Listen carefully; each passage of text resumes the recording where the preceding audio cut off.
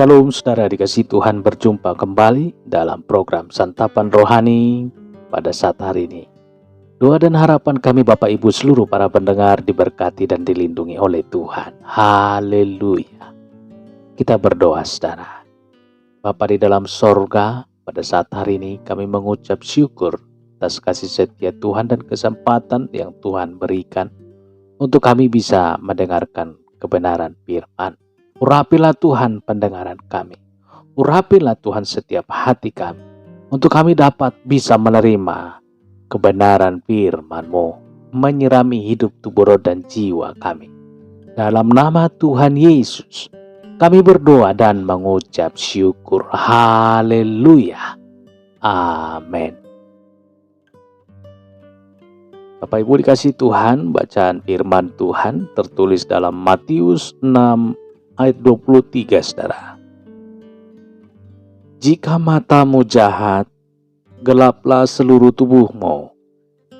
Jadi, jika terang yang ada padamu gelap, betapa gelapnya kegelapan itu.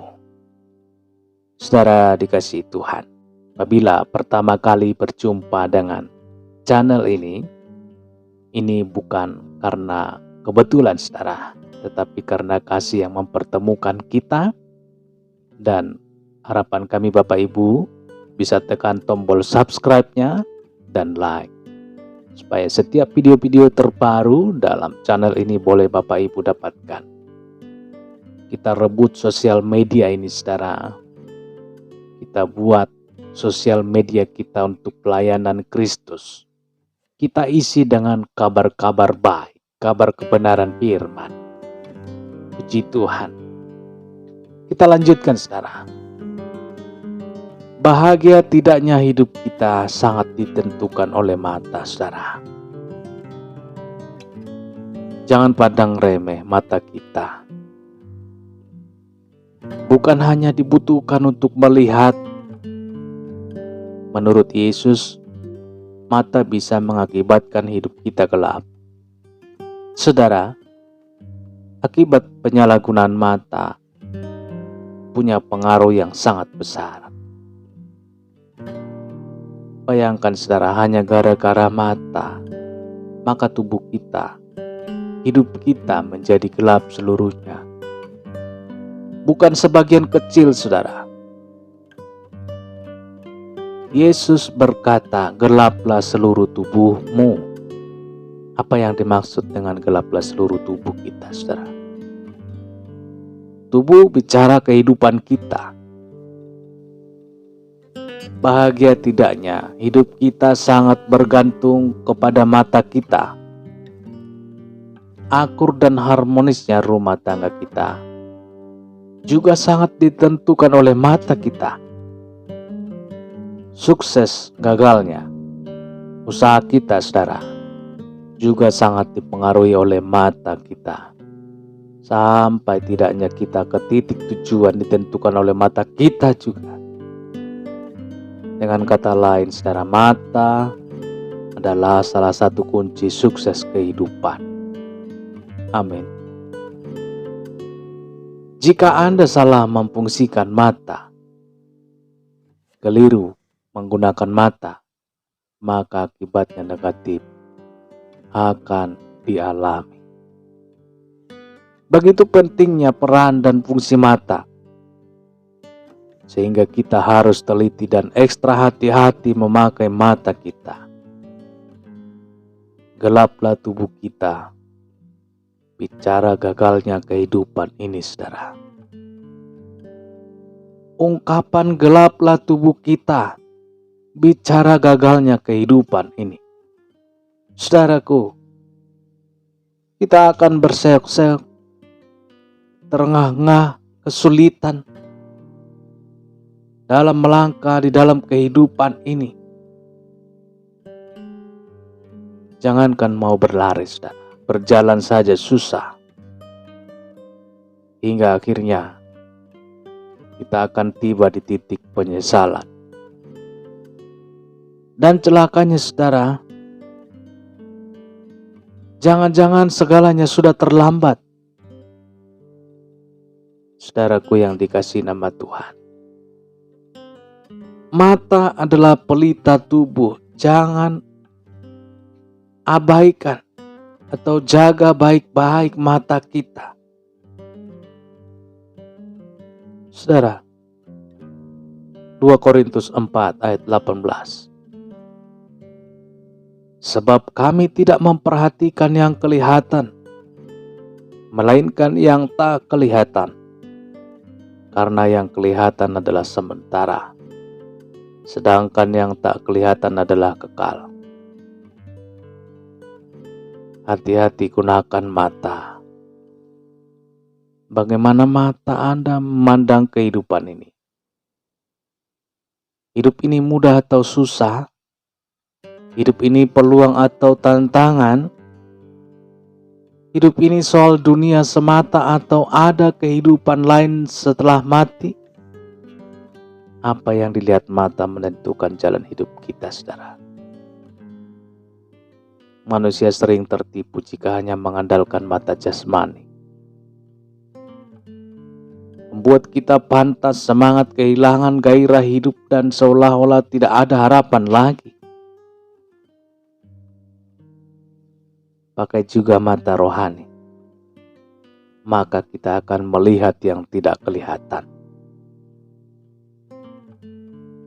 Selain mata jasmani, setiap kita juga mempunyai mata rohani yang tidak kelihatan oleh mata jasmani, bisa dilihat oleh mata rohani. Apa yang kelihatan oleh mata rohani ternyata jauh lebih besar, lebih hebat. Saudara, masih ingat apa yang dilihat oleh pembantu Elia? Pada saat ia melihat musuh yang begitu banyak mengelilingi, maka ciutlah nyalinya. Baru setelah Tuhan menjelikan mata rohaninya, ia melihat hal yang berbeda, saudara. Lalu berdoalah Elisa. Kita baca, saudara, 2 Raja-Raja 6 ayat 17.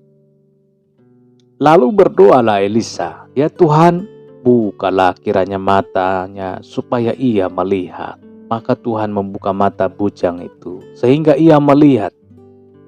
Tampaklah gunung itu penuh dengan kuda dan kereta berapi sekeliling Elia. Saudara dikasihi Tuhan, jika hanya melihat yang kelihatan, kita bisa menjadi lemah, saudara. Jika hanya melihat yang kelihatan, kita bisa menjadi lemah. Mata jasmani kita ini hanya kesulitan, tantangan dan masalah yang terhampar di depan kita.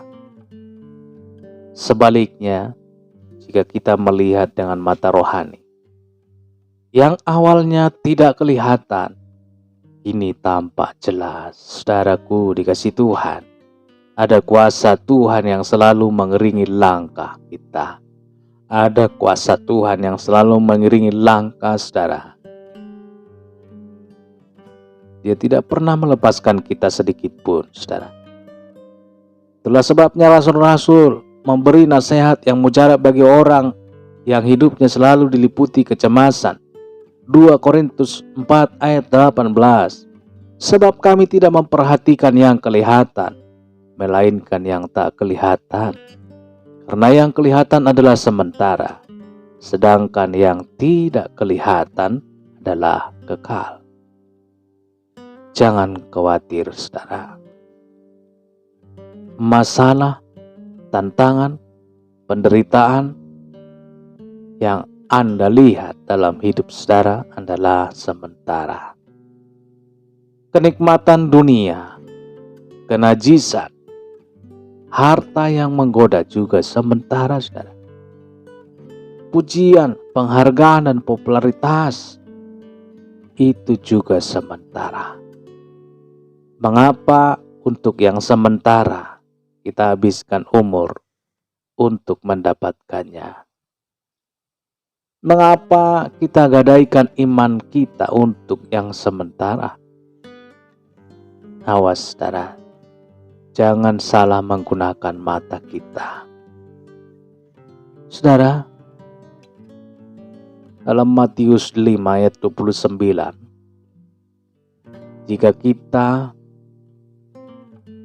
maka jika matamu yang kanan menyesatkan engkau, cungkillah dan buanglah itu. Karena lebih baik bagimu jika satu dari anggota tubuhmu binasa, daripada tubuhmu dengan utuh dicampakkan ke dalam neraka. Saudaraku, perlukah mencungkil mata kanan kita? Apakah perkataan Yesus dalam ayat renungan kita ini mengajarkan kita untuk mencungkil mata kanan? Jikalau mata kanan menyesatkan kita, tentu tidak demikian, saudara. Yesus memperingatkan bahwa mata sangatlah berharga jika kita salah menggunakannya. Yesus memperingatkan bahwa mata sangatlah berbahaya jika kita salah menggunakannya, saudara. Alasan untuk mencungkil mata kanan menyebabkan kita berbuat dosa dapat kita baca di dalam ayat 29-nya, 29b. Karena lebih baik bagimu jika satu dari anggota tubuhmu binasa, daripada tubuhmu dengan utuh dicampakkan ke dalam neraka. Yesus sedang mengajarkan kita untuk tidak berkompromi dengan dosa dan kejahatan. Lebih baik kita rela kehilangan sesuatu yang berharga, mata kanan kita, daripada seluruh tubuh kita masuk neraka, saudara. Jadi perintah untuk mencungkil mata kanan adalah perintah secara kiasan. Mengapa disebut mata kanan saja? Memahami firman tidak bisa secara harafiah. Kita harus mempelajari konteks pada saat itu disampaikan. Hal itu perlu supaya kita tidak gagal paham, saudara. Di dalam budaya pada waktu itu, penggunaan kata kanan baik pada mata maupun tangan dianggaplah lebih menentukan. Mata kanan atau tangan kanan pada saat itu, saudara, diartikan lebih menentukan, lebih bertenaga, lebih hebat, lebih berpengaruh. Namun kita berada di abad ke-21. Baik mata kiri maupun kanan sama saja bahayanya, saudara. Dengan berkata jika mata kananmu menyesatkan engkau, cungkilah dan buanglah itu. Sebenarnya Yesus ingin menegaskan bahwa mata bisa membawa kita ke neraka. Daripada ke neraka lebih baik kehilangan mata, tapi ke sorga. Yesus sedang memakai ungkapan hiperbol. Dalam bahasa gaul anak muda disebut dengan lebay. Tujuan Yesus supaya kita jangan memandang sepele soal penggunaan mata ini, saudara. Saudara, dosa Daud dimulai dari mata. Daud berzina dengan Batseba, istri Uria, diawali dari pandangan mata, saudara.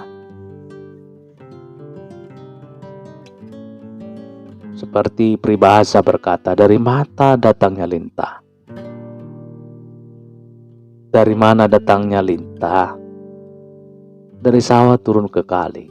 Dari mana datangnya cinta? Dari mata turun ke hati. Saudara, Daud melihat Batseba yang sedang mandi dengan matanya. Kemudian munculkan niat untuk berzina. Berawal dari mata, berujung kepada maut, saudara. Daud akhirnya merencanakan perbuatan yang jahat, yakni membunuh suaminya Batseba di medan perang. Perbuatan yang disesali seumur hidupnya. Saudara kasih Tuhan, mata yang baik menatap masa depan. Mata yang jahat membuahkan kehancuran. Jaga mata kita, saudara. Saudaraku, yang dikasih nama Tuhan. Demikian pendengaran firman. Kita berdoa saudara. Dan jangan lupa kita berdoa juga untuk saudara-saudara kita yang kena gempa di negara Turki. Kita berdoa supaya Tuhan menolong mereka, memberikan kekuatan, memberikan penghiburan bagi mereka yang berduka, supaya mereka kuat dalam menanggung.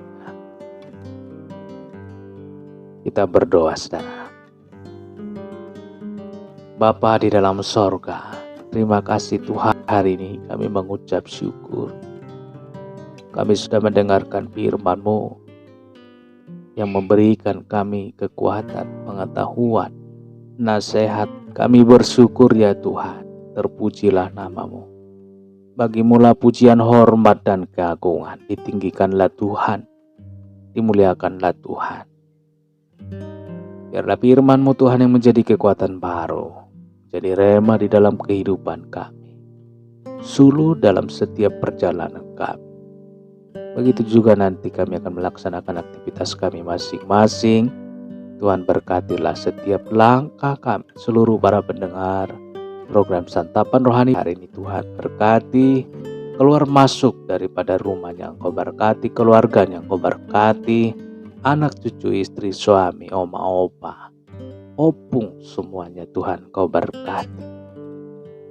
Bungkuslah dengan kuat kuasa darah-Mu, baik dalam setiap aktivitas mereka hari ini. Tuhan berkati.